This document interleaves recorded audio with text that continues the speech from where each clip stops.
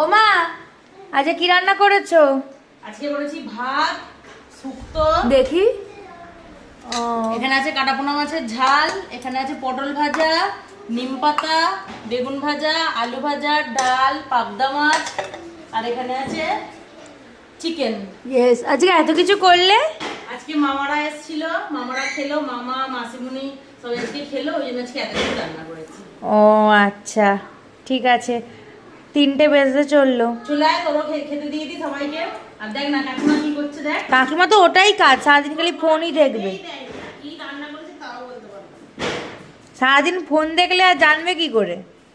না রে, তোর কাকিমাই রান্নাগুলো করেছে, বেশিরভাগ রান্না তোর কাকিমাই করেছে আজকে। ও বাবা, দেখতেই রান্না করেছে। ও তাহলে ভালোই করেছে। তোর মাথা খেতে দেবে না রান্না করতে। এ বাবা, এরকম অপমান! চুলায় বসে যা, চুলায় খেতে চুলায়। আচ্ছা ঠিক আছে, যাচ্ছি। তুমি বলতে পারলে এই কথা যে আমি রান্না না করলে খেতে দেবো না? এরকম দরজায় যা,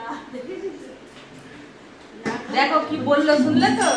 মনে করছি গাইস। যাই হোক, টাটা।